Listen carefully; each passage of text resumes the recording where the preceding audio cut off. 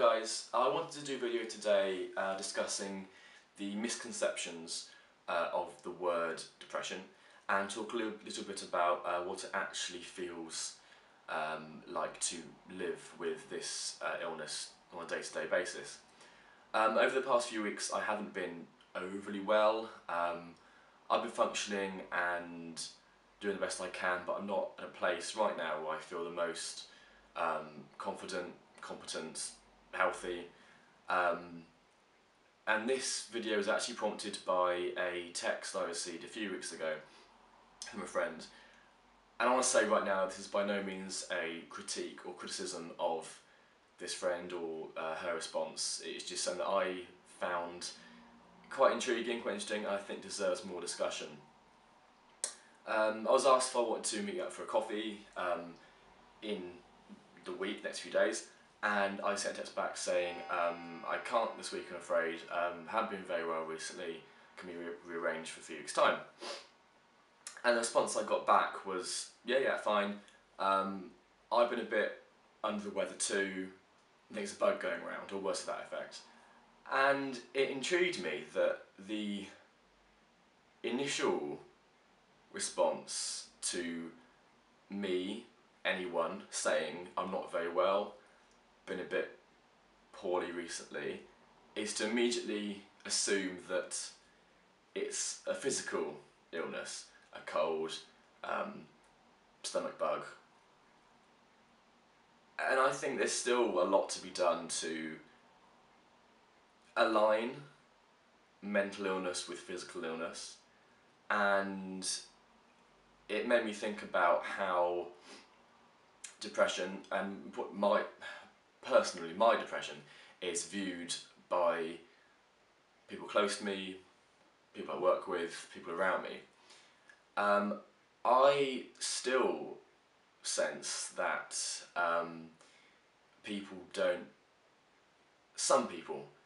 fully believe in depression, believe that I have depression, or believe that it affects my life in the way that it does. That I'm trying to change by doing things like this. I make no secret about my depression. I talk about it openly, quite freely when I can.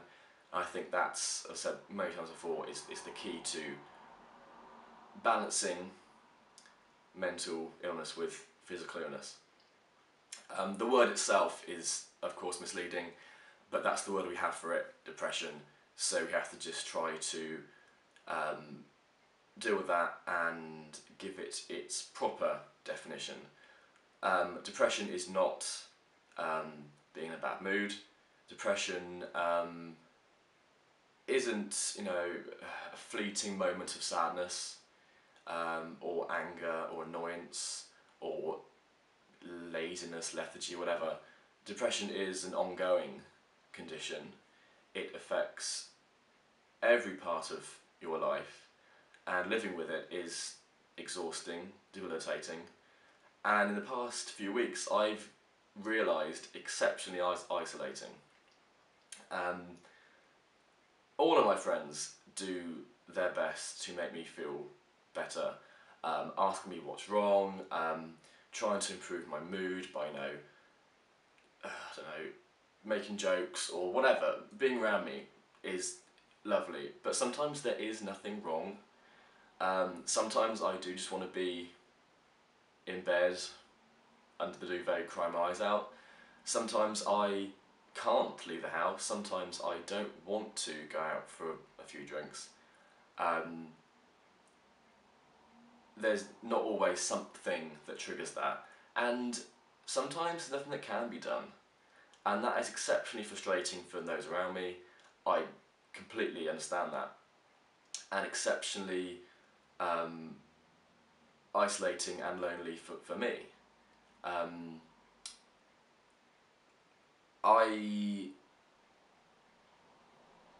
This week, for example, I told my dad I was gay for the first time, which admittedly, yes, is a pretty big deal, and that threw me off balance. His reaction wasn't great, but it wasn't awful. And that still shaped, it was 6 days ago, and that still shook me up, and that had an effect that I don't think has pronounced itself fully yet. That shows that big things have an impact on my well-being, my stability, but also small things. If I have plans in my head worked out, a time, a place, whatever, and something changes, be it for better or for worse, that can still really have an impact and throw me off. If someone can't come to a night out, or if someone turns up unexpectedly, that can make me a little bit unbalanced.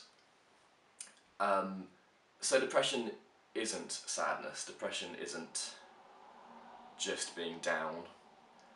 Depression is all-encompassing.